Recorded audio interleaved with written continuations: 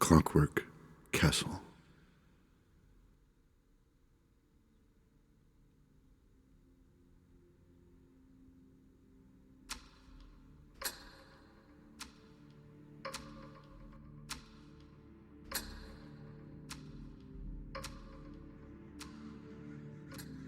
A blast of feathers filled the adventurers' faces as a murder of crows flapped their wings and cawed furiously. Dark feathers fell around them as the invading people entered the tunnels which led below ground. Hy'Targ held a burning torch as he walked through the damp tunnel. Members of his crew flanked him on either side. As a dwarf, a member of the Balgavarr species, his vision operated reasonably well in low light. But not all of his companions could see as easily as he could in the dimness.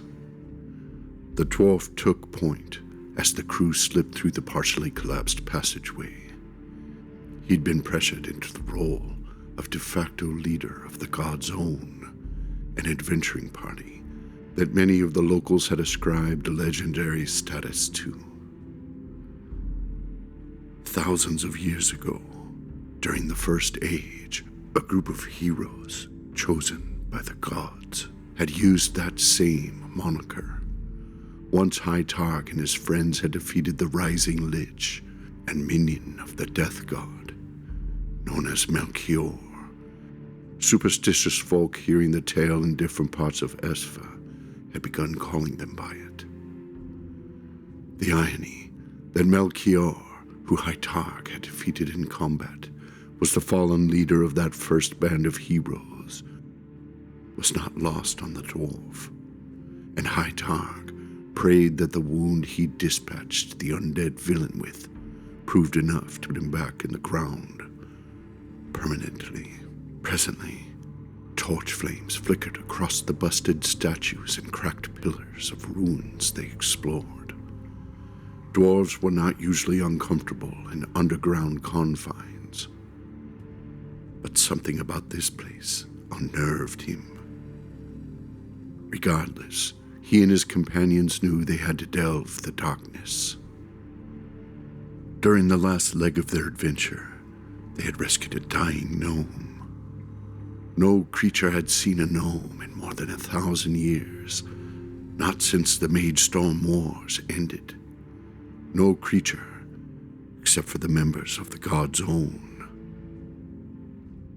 The ancient gnome had died practically in Hy'Targ's arms, succumbing to wounds earned in some forgotten incident. Before he passed, the gnome named Gracelan indicated something had been secreted away in this castle. At his end, Gracelan gave them directions to it.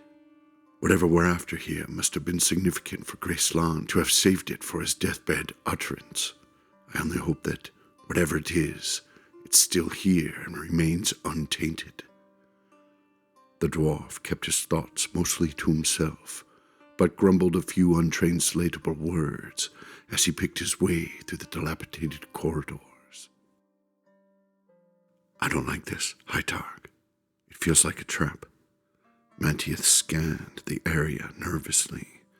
The blue-skinned elf, a Celiamari prince, in fact, looked around at the crumbling brick retaining wall, which guarded the God's Own from the crushing weights of the burrows. Hy'Targ crooked his jaw and raked a finger through his ruddy beard. Ain't no way this is a trap, Mantieth. Gracelan spent more than a millennium trapped inside that darned gnomish storage cube. If there's a trap here, it was set during the Mage Storm Wars. It would surely have been set off by now. Besides, Gracelan couldn't be setting us up to get killed. That simply doesn't make sense, no matter which way you look at it. Mantieth shrugged. I didn't say that Gracelan was the one setting us up. Just that this could be a trap. Places like this. Old ruined castles don't get left unoccupied for long. And creepy ones, like this one, always seem to inherit new owners. and never good ones. Hy'Targ nodded measurably. Mantieth was probably right, but come what may, the god's own would have to face it. The castle was a decrepit, old structure. Mostly it was made of blackened stone, and its crumbling walls lacked any sort of uniformity. Its parapets had long since tumbled off their moorings to form piles of rubble near the bastion walls. Truss and rafter had been long ago eradicated. Apparently, an old fire had killed off many of the original residents. Getting to the place would have been difficult if it were not for Mantieth's connections. It wasn't difficult to travel the terrain, but it was located in a part of a nearby foreign country. Mantieth's father was Leidergelth, king of Neomali. They had been able to use those connections to commission a ship to take them around Ender's Gulf and past the Black Tower of Old Lernerville, the place where Hy'Targ had defeated Melkior. They'd passed through the Delmara Bay and through the straits to the Maris coast. The god's own had traveled to an altogether different continent, the Birthlands, and followed the gnome's directions into a north part of the region called the Boland Marsh. Melkior the Lich had supposedly been the first undead to arise in the First Age. He'd been a special creation of the Death God. He'd not technically been dead when he was transformed into the first Lich. The Boland Marsh had also been one of the first 3 noted locations where major uprisings of the undead began during the First Age. Hy'Targ had done his research. He always did. The library was his primary mistress, aside from a relatively new obsession he'd taken up with sketching visual art. His 2 closest friends, Mantieth and Varanthal, had tried to sneak a peek at his artwork, but Hy'Targ had always steadfastly refused to let them see it. "I don't know if it's true or not," Hy'Targ told the others, "but this castle is supposedly the old home of Renata, a fallen Amazon queen who was responsible for the undead uprising in this area." "If I was an undead queen," Elleral said with a shrug, "I'd certainly pick a castle like this to rule from." "You know, if you want to be a queen," Mantieth informed her, "you've just got to ask." Mantieth and Elleral, both Selimari, were no strangers to the royal court. Although Mantieth was the prince under Leidergelth, Elleral's father was Leidergelth's chief advisor, and Elleral had become a high-ranking member of the king's cabinet in her own right. And up until very recently, Elleral had been madly in love with Mantieth. Had been. The two had grown up together and had been best friends for decades. Their engagement had ended badly with an assumed death, many white lies, and the admission that Mantieth's supposed proposal had been accidentally given and then comically misunderstood. By the time she'd figured it out, the situation had gotten well out of hand. Elleral had not taken the news well. Shortly after, Elleral had seemingly sacrificed herself to save the rest of the god's own.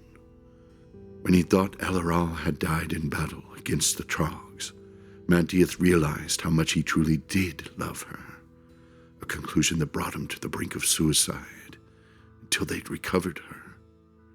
The elf spent the next several months trying to win her back, to no avail. "If you're so desperate to get married, Mantieth," Elleral fired back at him, "I've heard rumors of an Umberhulk under Irontooth Mountain. You'd be a perfect match."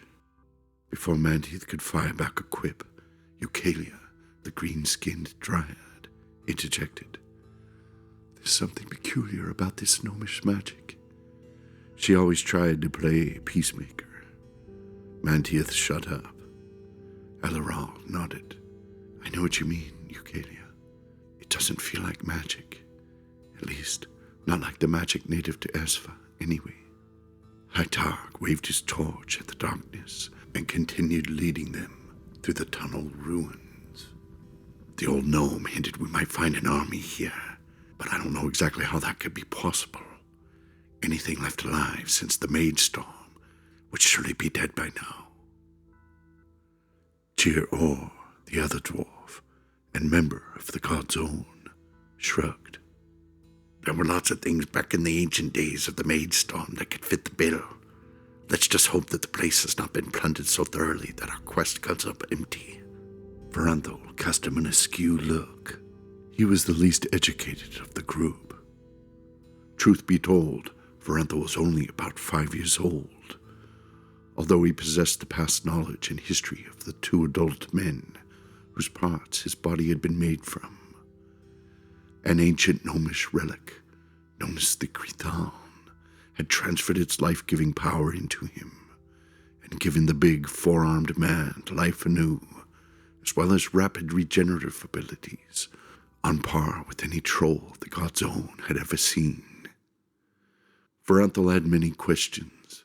He grappled with a philosophical one, above all others. Was he truly alive since he had not been born? What do you mean? He asked. What kind of creatures? Blade golems, Cyrea said flatly.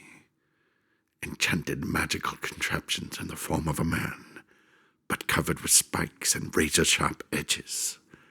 The things were vicious additions to the armies back in the days of Nakathis. There are still more than a few around, but they're increasingly rare. They arrived at a locked door. Bralnthyr and Melkior began to beat up on the thing, as if they could dislodge the thick barrier from its housing. "Stop it, you dumb-garned fools," Hy'Targ insisted. He removed a folded sheet of paper from one pocket. Eucalia looked over his shoulder and scanned the note as well. Hy'Targ told them, "I got some information here from my uncle Hy'Targ." He refused to look at Cyrea, who scowled at Hy'Targ for entertaining information from the dwarf's uncle. Hy'Targ continued, "And nobody go telling my father about this." Hy'Targ had only recently connected with his uncle, who was the foremost expert on gnomes in the region. King Hy'Targ had explicitly ordered his son not to have any contact with his uncle, Hy'Targ. Hy'Targ and Cyrea had both adventured with Hy'Targ in the dwarves' younger days. Cyrea would not tell Hy'Targ the full tale, but there had been a massive falling out between Hy'Targ and Hy'Targ. It had involved a trio of dwarven lasses, and one of them being Hy'Targ's mother, Queen Shatil. Hy'Targ led them to a gaping hole in the ground. Nobody asked me how my uncle knows. I'm just grateful that he has a few details about this place. He pointed to the busted floor. It had a lever on the lower level. That ought to unlock our way forward. Rather than tie off a rope, Hy'Targ gave one end of it to Bralnthyr. The guy was massive, and he made a better anchor than any rock. Hy'Targ slithered down the rope and over to the lever. He threw it on the far side and heard a mechanical click. Then he grabbed the rope and wrapped one leg around it and flashed Bralnthyr a thumbs up. All the members of the God's Own stared at Bralnthyr. "Are you going to pull him up?" asked Melkior. Huh? "The thumbs up. Do you know what the thumbs up means?" Melkior asked. Bralnthyr used his lower set of arms to shrug as he began hauling Hy'Targ up with the other two. Melkior chuckled. Bralnthyr understood very few euphemisms or other commonly understood cues. After all, he was only 5. Hy'Targ clambered out of the hole with Bralntyr's help, and they progressed through the now unlocked passageway.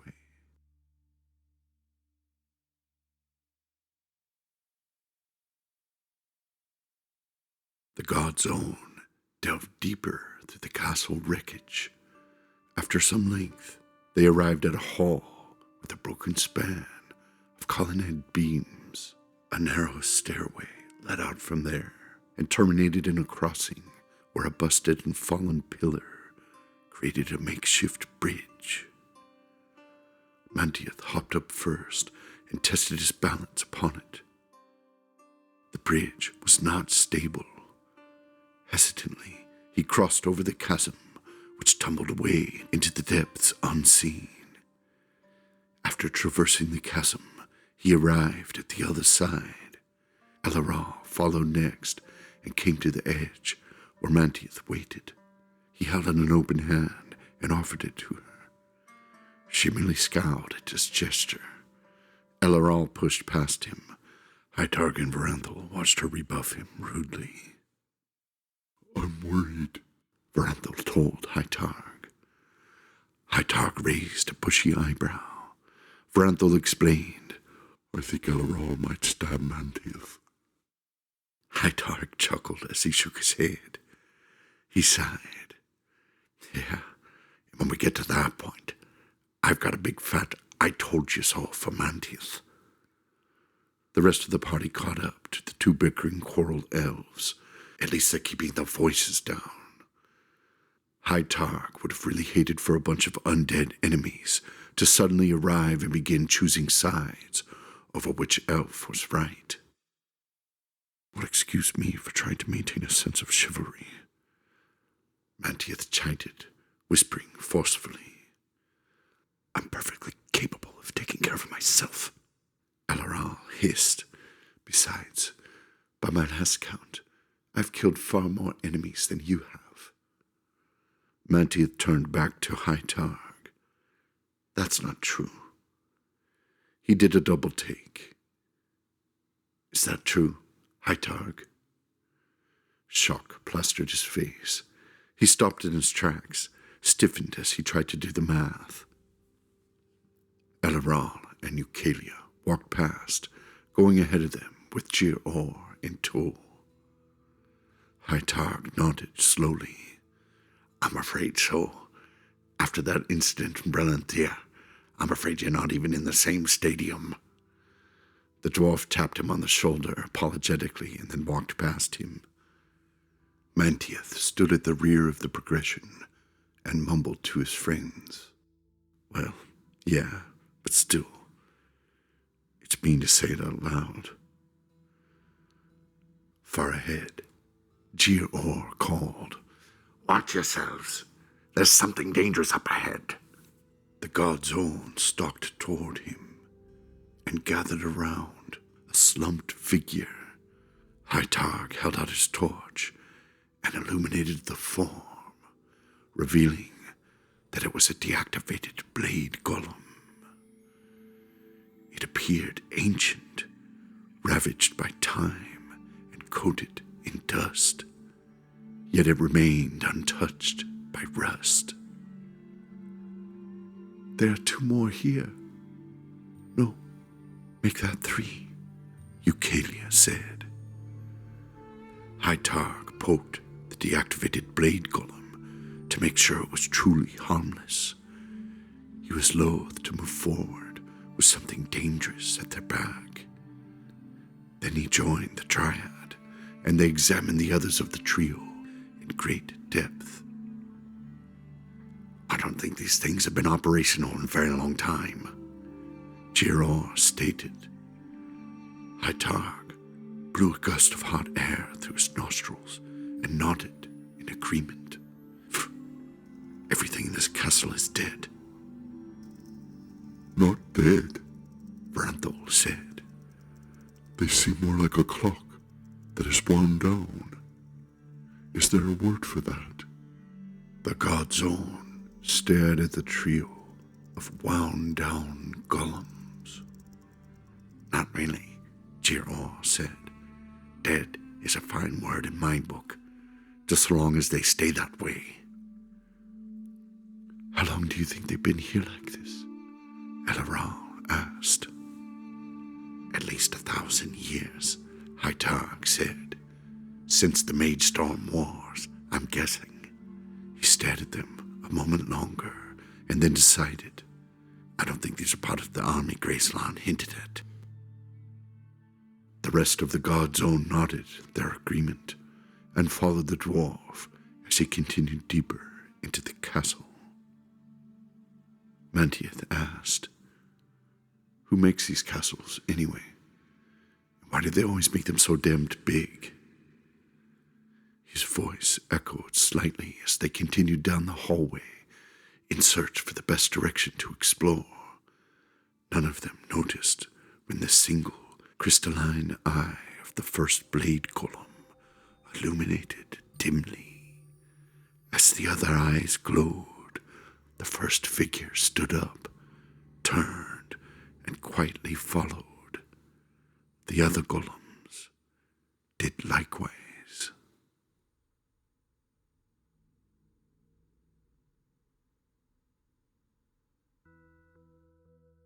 A sheer wall of rubble blocked the group's path forward. After finding no way around or up, the God's Own climbed the sheer face where thick roots draped over the edge, creating a lattice network of vines. Eucalia, adept at plant magic, moved on ahead of them as the party crawled upwards. A tree blossomed directly below her feet and grew so rapidly that it lifted her all the way to the top with ease. She waved at them and she passed them about halfway up. Show off, Elaral teased as the dryad passed. At the top, they found another barrier. A second locked door prevented their movement. It had no knobs or latches on it. Bralnthyr pressed all four of his arms against the barrier and tried to budge it, to no avail. Nearby, Hy'Targ inspected a giant wheel that resembled a gear. He leveraged his weight against it and moved the gear. It made loud, clanking sounds. The door moved slightly as he did so. The others hurried over and helped. After a couple minutes of sweaty labor, the passageway was cleared. Together, they delved into the next section of tunnels. I've got a strange feeling. Hy'Targ trailed off. I've got it too, Mantieth said. It feels cold. It's all over, spreading outward from my... He looked down at the groin and grabbed his crotch. Mantieth yelped, "Damn it, Elaral!" He rubbed at his nether sections, trying to add a little friction heat as he glowered at his spell-casting ex-fiancée, who remained obviously scorned. Ice crotch is not funny. Elaral giggled and leaned into Eucalia, sharing a laugh. The coral elf was very skilled at summoning cold. I can keep freezing you anytime I want. However, you're going to have to get used to all the rubbing for the foreseeable future. Bralnthyr shook his head dourly, though his grin indicated at least some amusement. He mumbled to Hy'Targ, At least she's not stabbing him. Hy'Targ stroked his long whiskers. No, but I have a strange feeling, like we're being watched. The next stretch of hallway brought them to a medium-sized room, which stretched open before them, and they entered it. Examining the room's layout, there were 2 closed doors ahead. Bralnthyr examined several systematically arranged holes on the floor, and Eucalia stared up at the ceiling, which had a matching set. Elaral perked her ears up at a tiny noise behind her. She turned just in time to spot the blade golem bearing down on her with its sharp, blade-like arms. She screamed and drove out of the way, tucking into a roll as the mechanical creature's weapon arm smashed into the ground with a loud crash. The God's own world had freed weapons as 4 blade columns charged into the room. Weapon met weapon, and shield as combatants blocked and thrusted. Balgavarr constructed a magic shield just in time to prevent the first blade column from snuffing her life. She blasted it with a cone of frost, then turned the creature's armored skin white with hoary bristles, but it didn't slow it down. The mechanical golem struck back at her with an ice-encrusted blade. Balgavarr got her shield back up, but barely. Bralnthyr smashed the head of one with a high overhand blow from his heavy battle hammer. Hy'Targ ran underneath the tall homunculus' strike and knocked the golem's legs out from under it, collapsing it. Bralnthyr smashed the upended combatant again to make sure it stayed down. Cyrea and Eucalia battled 2 others. Hy'Targ and Bralnthyr split up, each heading over to help another. Hy'Targ's magic axe, Glorybringer, lit ablaze in the darkness, wreathed in the flames of Fireveil's kiss. Balgavarr screamed and rolled out of the way as her enemy pressed the attack. And then it leapt at her. As it did so, it fell apart into 4 pieces. Arms fell away from its body, and its head tumbled off. Behind it stood Melkior, who brandished his keen vorpal sword. The blade was magically imbued with enchantments, making it impossibly sharp. As a swordsman, Melkior had been trained by the finest tutors King Hy'Targ's money could hire, and the sword had been the king's gift to Melkior when he'd come of age. As soon as the golem clattered to the ground, Balgavarr looked around and saw that all 4 of the things had been dispatched. She ignored Melkior's extended hand and reached instead for Eucalia's. "It would have been nice if you would have come to my rescue back at Bralnthyr," she chuffed, pushing past him. Exasperated, Melkior stared. "I said I was sorry." Cyrea nudged the rebuffed shadowy and shared a sigh with him as he shook his head. The 2 had shared a few moments in the past months. Both had led tumultuous romantic lives. "You just gotta give this girl more time," he murmured, not wanting to add himself to Balgavarr's wrath. Melkior grimaced but relaxed, accepting the older dwarf's wisdom. He pushed forward as the others examined the downed enemies. "We've got to be getting close," Hy'Targ insisted as he bent to look at one of the smashed golems. Staring at the 2 doors, Melkior noticed each one had a strange sigil etched upon them. "I'm certain I've seen these before, or something like it. Anyway, Hy'Targ, oh fearless leader, I think I found something. You're the expert in all things gnomish, right?" Melkior asked. "Actually, that's my uncle," Hy'Targ said, joining his friend at the doors. "I only know just enough to get me in trouble." "Well, don't go getting us into any trouble at the moment," Cyrea called. He pointed to the holes in the floor. "Pretty sure this is a spike trap. If we set off the trap, this entire room is going to fill with pointy death." The rest of the God's Own joined him at the doors. Bralnthyr told Melkior. "The symbols don't look familiar to me." Hy'Targ stroked his chin. "Melkior recognizes them because he was still with me when the old gnome died. The symbols aren't words, more of an identifying marker."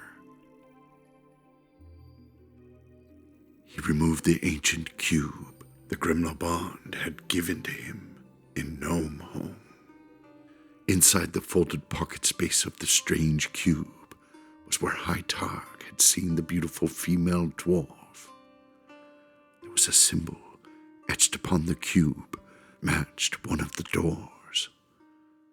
Whatever Graceland wanted us to find, it's likely through that door.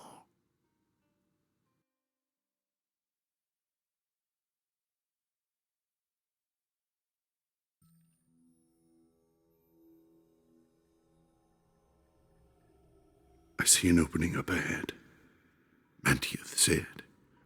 The stone corridor they walked through was of a higher quality make. The blocks were polished smooth, although they had succumbed to the lichen and moldy growth and grime earned over the passage of time and complete absence of maintenance. Looking to have been once splendid, the craftsmanship of the place appeared more intact here. The god's own exited the passage and emerged onto a massive balcony. It overlooked an immense room, the size of the fighting arena at the stadium in Lyandrica. It was, however, less open. Rows and rows of pillars, supported by the ceiling, stretched up from the ground to the top of the atrium. Between those rows stood the gnome's army, filed in neat lines and keeping perfectly still, stood creatures that looked much like the wild dragonkin.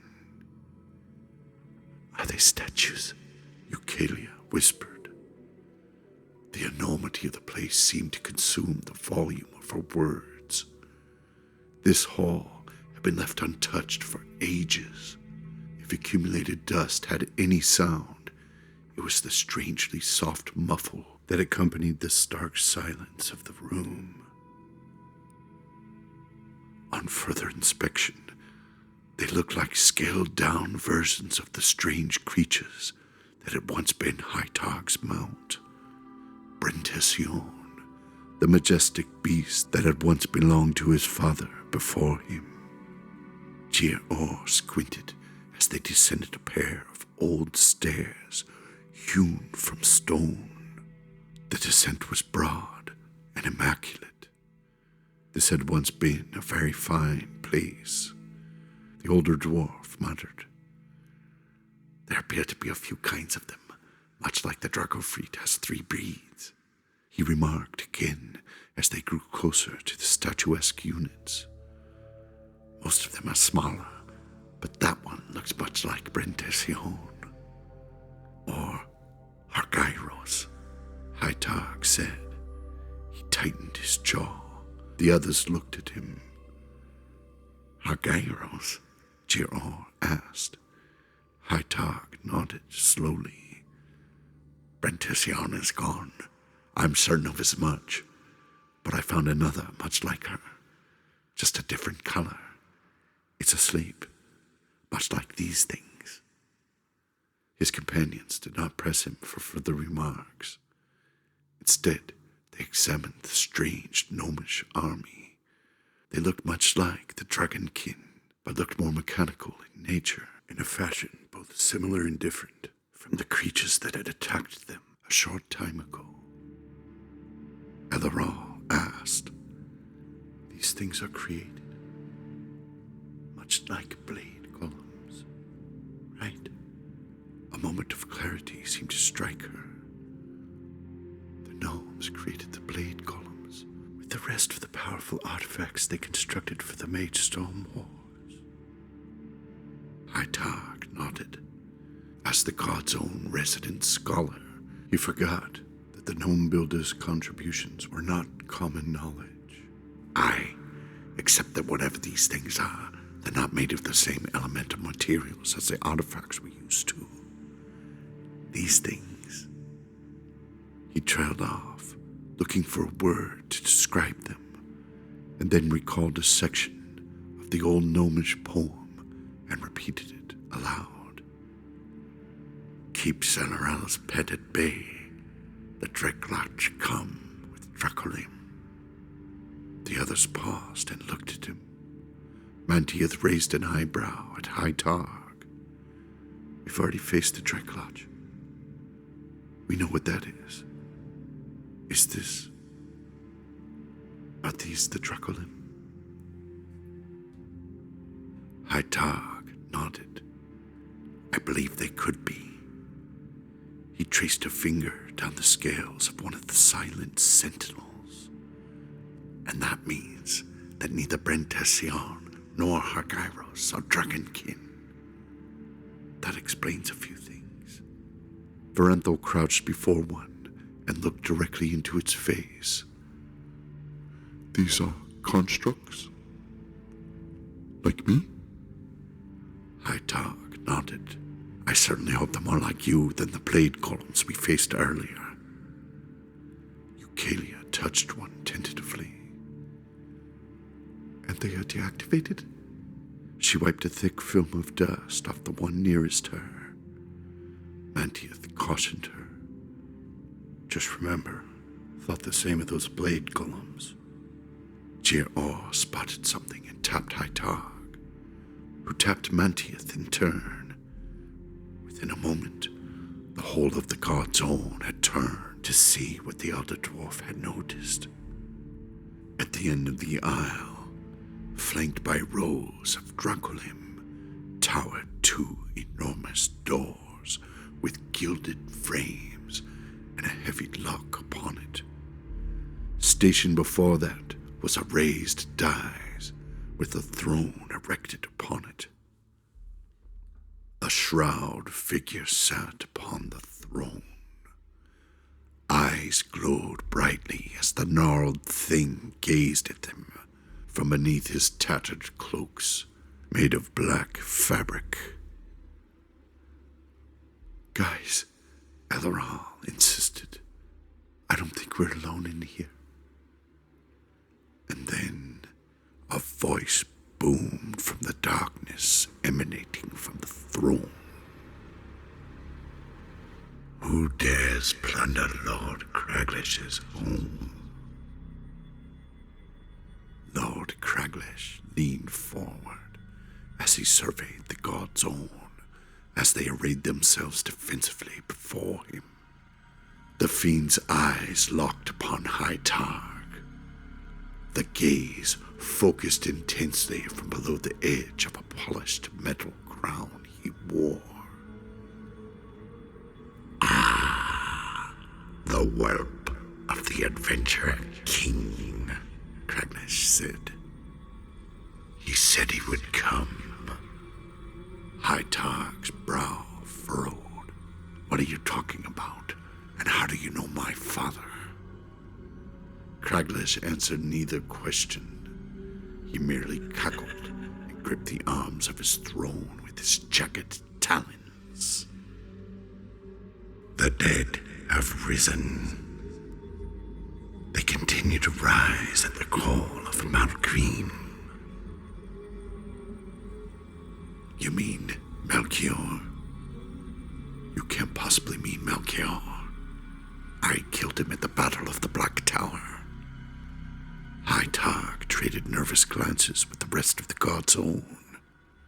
They'd all heard rumors that Melkior had survived, but didn't want to believe them.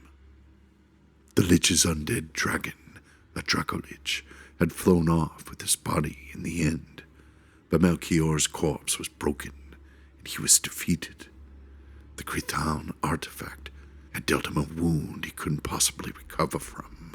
Even so, there was idle talk in dark alleys and rumors about black colts seducing the hearts and minds of unwary Esphens. Hy'Targ wanted to believe that Melchior was dead, but deep down he knew that such a ferocious evil was difficult to destroy permanently. Even in the depths of this lair, I hear many things. Craglish hissed. I belong to an ancient order, known as the Black Forest. I don't care much about your secret gardening club. Hy'Targ cut him off. Craglish roared. How dare you? I am not some mere Melkite, nor a Nakarthan secret keeper. Hy'Targ traded glances with the others, uncertain exactly of the relationship dynamics between the Melkites and the Nakarthans, or how the Black Forest factored in. But I have secrets of my own. Like how the army in here is active. Craglish roared. The dracolim nearby sprang into action. One of them slashed Bralnthyr across the chest. Blood sprayed in a wide arc as the homunculus howled. Craiglesh leapt to his feet, drawing his blade. Long have I hated the Iron-Tooth family. He rushed down the short steps of the towers and angled for Hy'Targ. And this time, I shall deal a cut so deep that your father will never recover. Hy'Targ caught his axe up just in time to block the slashing blow as Craiglesh delivered it. The entire atrium erupted into pandemonium. The dracolim should have quickly overwhelmed them with their sheer numbers, except that a thicket of shrubs and a woody reed sprang up from the ground under Eucalia's power. It gave the god's own just enough space to react. As Hy'Targ battled Craiglesh across the floor of the atrium, the dwarf wished he'd spent more time training with the skilled bladesman Mantieth. Craiglesh was good, and he'd been lying in wait for them. Nearby, Mantieth struggled against a creature. He crossed blades with one of the dracolim. The creature appeared much like a Sauron dragonkin, one of the three main Dracofreet varieties. Sushia made excellent mounts and were the most like dragons. Saurons were a scaly biped which could drop to all fours when necessary. They were berserkers with gator-like faces and armored skin. They fought with short clubbed tails and razor talons. The Mogul were something of a hybrid, and all three types had adamant variants or winged dragonkin. Unlike Saurons, these creatures had been trained to use weapons. Mantieth swung his sword into the creature nearest him. The Sauron dropped its blade, which he'd been clumsily using after sitting inert for millennia, and caught the incoming weapon with its paw. Where the dracolim should have bled, the thing's skin seemed to liquefy, like molten lead, in the hand wrapped around the blade firmly. Yah! Mantieth yanked his blade backward, slashing through the thing's hide, exposing metallic bone and gears beneath. What are these things? Some kind of liquid metal? Tear or hacked, and one of the beasts nearby, losing step each time to the creature's unnatural abilities. They're created like the golems and gnomes made for the Magestorm Wars. They're clockwork creatures, mechanical beasts of superior craftsmanship. Mantieth slashed at the creature before him, severing its arm and sending a spray of hot, molten liquid that passed for its blood. I'll take a sundial any day of the week, he snarled at the thing while pressing the attack. Remind me to have my father outlaw clocks when he returns to Neon Marlee. His enemy's gaping wound tried to stitch itself closed. The metallic, fluid-like skin stretched and formed new scales to conceal where Mantieth could see moving parts within the creature, much as if he'd peeked inside the workings of a clock tower. Before the thing could recover, Mantieth plunged his vorpal blade into the creature and ripped it free, tearing it open and killing it. No sooner was it dispatched than two more took its place from the ranks of waiting troops. Craiglesh cackled as he reeled back from the dwarf he fought. You fools! You cannot possibly hope to beat this army. None shall prevail against the might of the Black Forest. One of the Saurons hissed at Craiglesh. The dracolim followed orders, but they did not appear to be happy about it. Craiglesh shrieked at the insubordinate beast, even as he beat Hy'Targ back another 4 steps. The dracolim must follow whoever wears the crown, whether they like it or not. These creatures may be sentient creations of the Gremlin Bond, but they were made to follow orders. Elleral cried out as one of the creatures got too close. 3 more pressed in on her side. She blasted those with a wave of electricity, dropping them to the floor where they shuddered as they smoked. A 4th one remained, but Mantieth got to it first. He'd chop the thing in two before it could reach his former lover. He looked up at her as if hoping she would merely acknowledge him. She rolled her eyes at him. I could have handled him, you know. She turned on her heels and headed away from him. He headed toward Lord Craglish to help Hy'Targ shift the balance of power. The crown, Mantieth, Hy'Targ insisted. If we get the crown, we can stop this madness. Craglish traded blows with both Hy'Targ and Mantieth. Whoever, whatever he had been in life was hard to ascertain, but his skill with the blade was obvious, and he had retained it when taken by death. Hy'Targ and Mantieth worked the fiend backwards by outmaneuvering him and driving him up the steps of the dais and toward the throne. The pitch of the battle seemed to shift at least somewhat when a Cyrea leapt out from behind the throne and tackled Mantieth.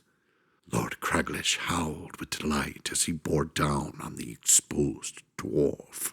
Hy'Targ glanced back quickly at the rest of the God's Own. The overwhelming numbers of Dracolim had pressed them back to back as the horde pushed its way through Eucalia's defensive perimeter. At any minute, all would be lost.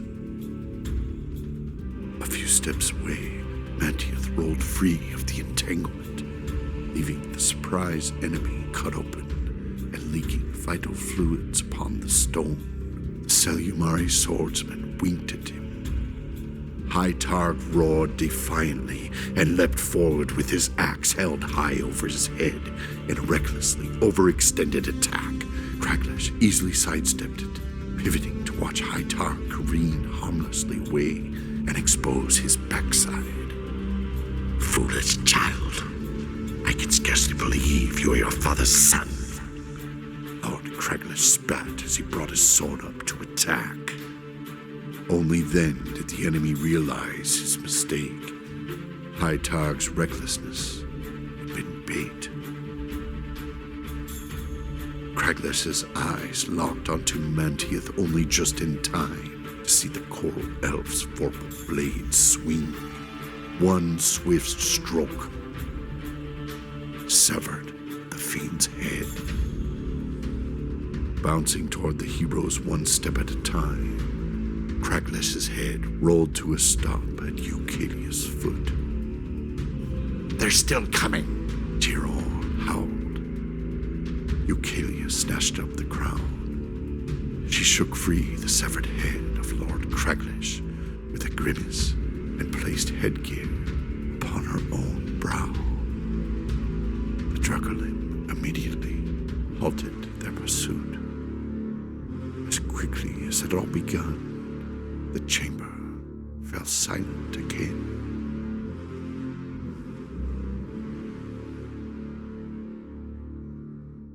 Mantieth hurried down the steps to his friends. He checked them over, but spent most of his attention ensuring Elaral's safety. Giror waved a hand in the face of the mechanical enemy he had just been battling, scarcely believing the thing had stopped the assault when it had been winning handily. Hy'Targ stood with his back to his friends. He towered over the defeated body of the undead lord. A moment later, the rest of the party joined Hy'Targ and Mantieth upon the dais. They turned and surveyed the army of Dracolim, which no longer posed any threat to them. Giror quipped, "These beasties certainly could come in handy." As they watched, a few creatures which had been damaged submitted to repairs by a few of the smaller Dracolim.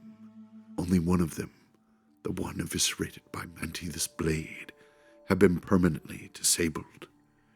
Two Dracolim scavenged it for small parts, pulling it to pieces with a seemingly macabre indifference as the God's Own watched them work. The Dracolim closest to the group tilted its head and stared at the God's Own with its strange, unblinking eyes. It emitted a scratchy voice. We serve the one who wears the crown. Eucalia looked over the burgeoning rows of creatures. The atrium appeared even larger than they'd initially thought. It contained thousands of them, perhaps even more inside adjoining chambers and adjacent rooms. Without further searching, the god's own could not immediately tell. Hy'Targ, who had more familiarity with gnomish things than the others, guessed a few things about them. You are the protectors of the gnomes? The dragonkin who'd spoken before answered. We are. The dwarf nodded, his understanding. Kragles said that you were fully sentient. Do you possess free will, or are you programmed to serve like the blade golems? We are forced to serve. It responded, pointing one of its 3 talons at the crown. Eucalia wrung her hands, clearly uncomfortable with the creature's plight. But the gnomes are gone. What would you do with their absence? The gnomes are. It trailed off, as if trying to sense the presence of gnomes, but not wanting to share bad news. Their enemy, however, is not. We can sense them. Hy'Targ grimaced, inferring the dragonkin's meaning. They'd been attacked by a Dreklodge when they'd ventured through Gnome Home many months ago. It likely detected that somehow, like the way the bloodhounds can detect even the aged stink of fen kitsune pheromones. Mantiath crossed his arms. Isn't this a conversation we can table until later? He pointed over his shoulder and back to the closed entry near them on the dais. Eucalia shrugged. They've been here all this time until now. I suppose we have plenty of time to decide what to do with them, and they're as safe here as anywhere else. The god's own turned and stared at the closed and locked doors. They stretched 5 times taller than Bralnthyr. Whatever was behind those doors certainly had to be important. It had the appearance of an old royal vault meant for storing valuables. The rest of the god's own clustered near the door. It boasted an extremely impressive lock. That barely might have been forged by the Kremlo bond. It looped between thick rings of heavy chain. What do you suppose is inside there? Gerard asked. The others mumbled guesses amongst themselves. With a lock like that, we might never know, Hy'Targ muttered.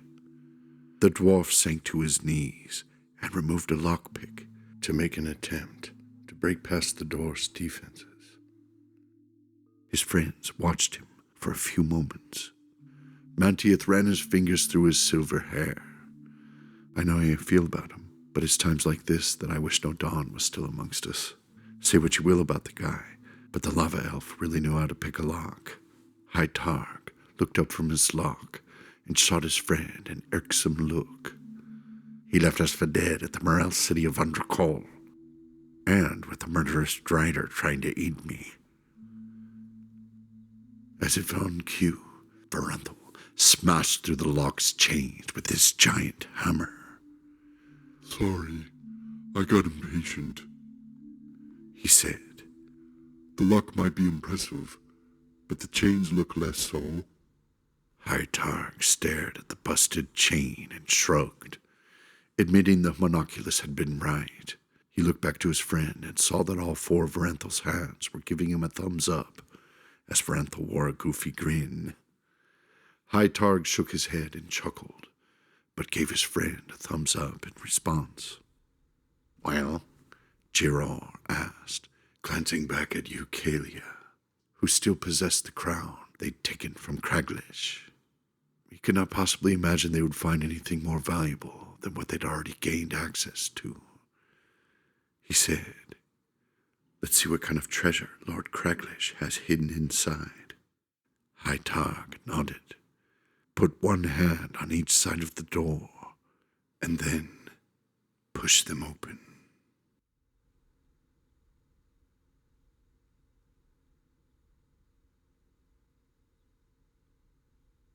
Lord Craglish's treasure chamber was not large, especially compared to the enormous hall from which they'd just come.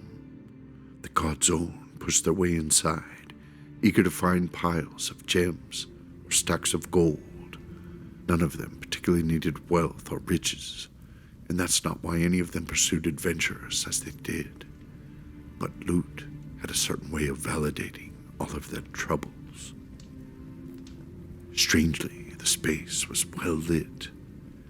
Enchanted torches burned in their sconces, where their flames would never extinguish. On the far side of the room stood one solitary prisoner, a dwarf.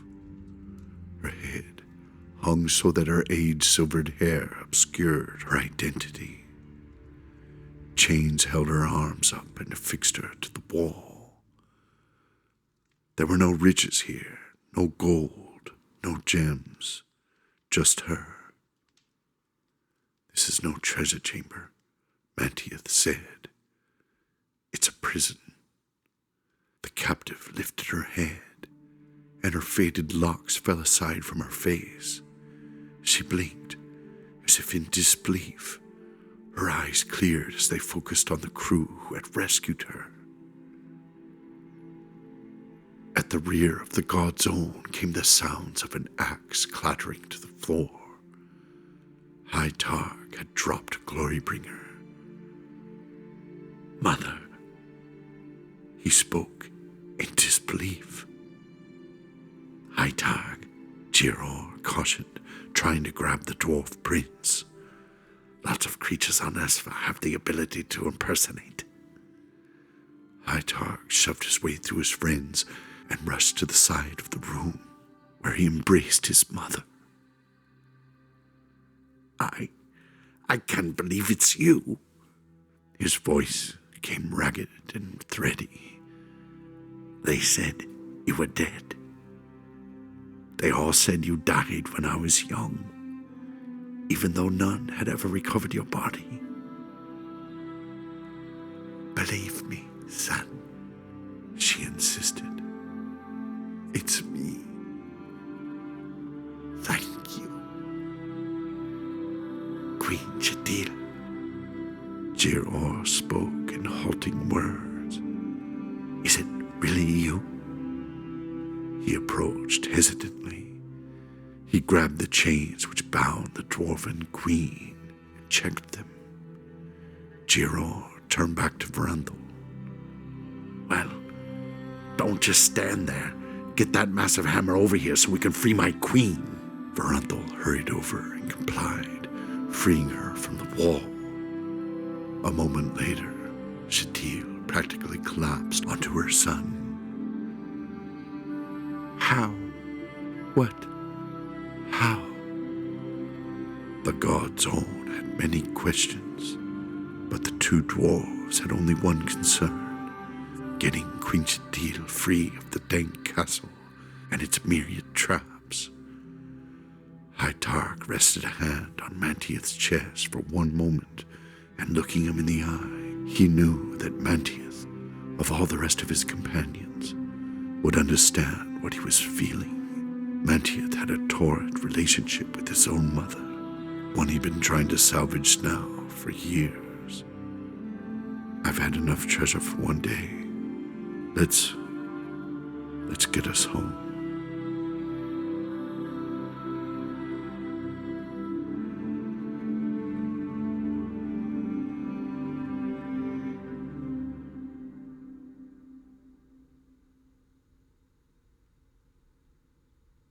End of the Clockwork Castle, and the beginning of Dracu War.